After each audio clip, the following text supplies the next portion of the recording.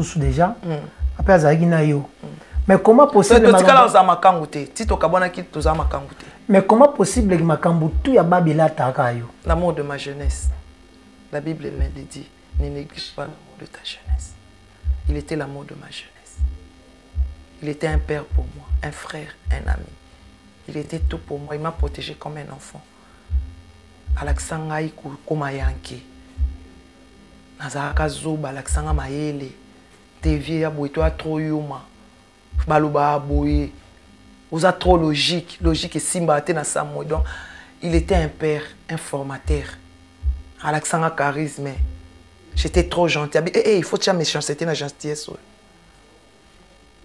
voilà c'est l'amour de ma jeunesse Ali mana babe basali 3 ans babe ya kufi ngana babe to sali 18 ans ni obeta sur la babe. Ah ok donc vous avez déjà là y après ndé aux hommes. Mais oui babe to sali 18 ans 18 ans ensemble on a eu 2 enfants avec amour bana oteka wanga bana na ye amema ba ba bébé so bosuni na ya ayibi mwana kimi na mwana au monde a été journée mon baké roulé ça mwana soki ni abina opesa ta kwanga ngabi opesa bébé kwanga.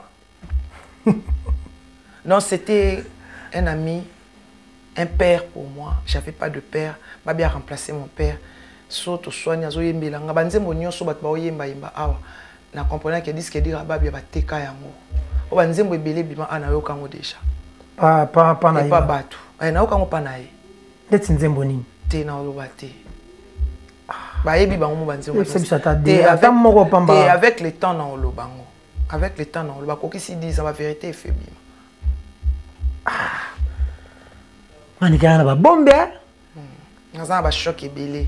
J'ai créé la personnalité de Maniké de John.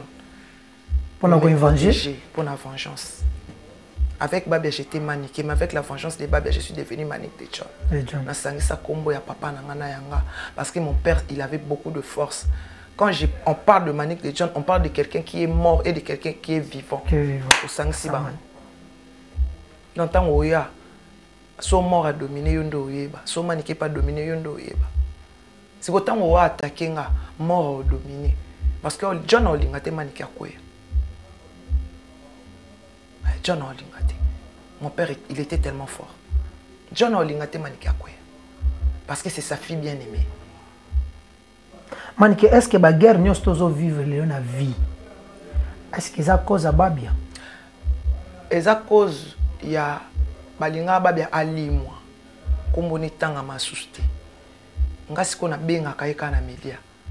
Na réincarna kai na immortaliser et souvent ba bomaye balinga ki ali moi comme on est ba ke comme on est tanga ma souste. La preuve est que même ko kunda Babia ba sala fête mais Babia kufa ba bongsa ya ta mon côté ba kanga mon côté. Alors, je me suis dit en moi que non, tant que je vivrai, comme Baba Betangama, l'artiste ne meurt pas.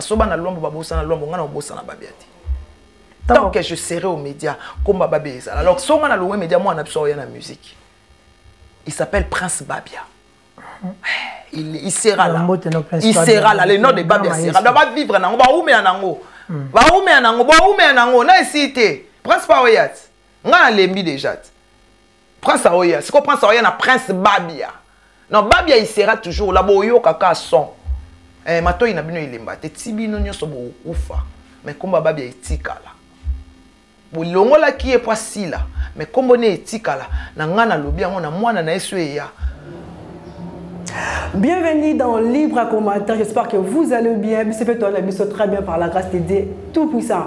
Et là, on s'est posé des questions de savoir pourquoi Maniké a un combo. Il y a Babiando, on a sortie médiatique. Mais à travers cette vidéo, on a compris que c'est tout comprendre que ceux qui prennent Maniké les gens un combo, il y a Babiando, c'est parce qu'il y a un poste à venger contre l'IWA, il y a Babiando. Mais comme toi, on a Libre à commentaire, on a 3 points de vue dans le pays à Maniké. Je vais parler uniquement pour la Maniké. Premièrement, je dirais à Maniké, il faut que Moutou a le droit à la vengeance. Dieu seul peut faire la vengeance.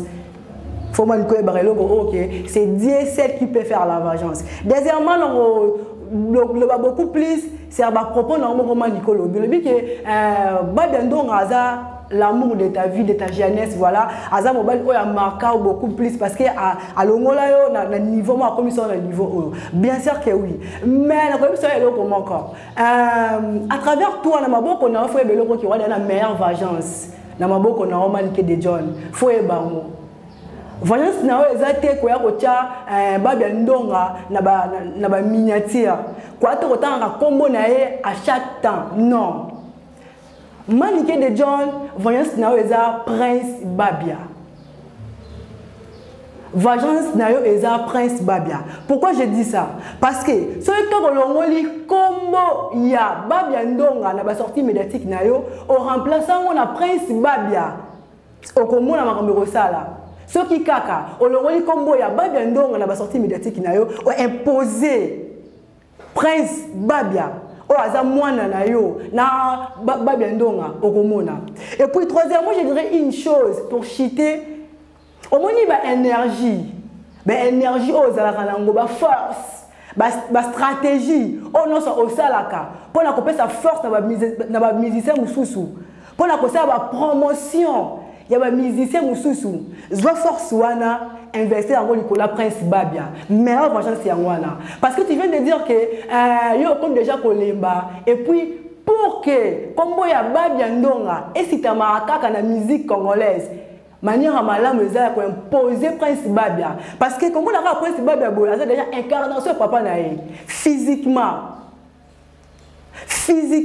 et puis ce qu'on yemba au moins déjà ba charme il y a papa na c'est-à-dire que meilleure vengeance et ça quand on s'est investi Nicolas moi na Prince Babia meilleure vengeance que on va promo ba énergie oh tchaka on a pour ça ba promotion il y a ba musicien mususu tia yango Nicolas Prince Babia yango ne meilleure vengeance au moins na combo après il y a Babia ndongo ekozala cité du jour au jour et là on a le bagay yango wana inverser si Prince Babia yo mo remona relation plutôt j'allais dire tchaka ba kasto tchaka pona ko finga batwana imposant ngo likola mwana na yo Manique de John imposant ngo likola Prince Babia parce que Prince Babia ko moneka ka boye aza incarnation ya tata na ye Babia ndonga.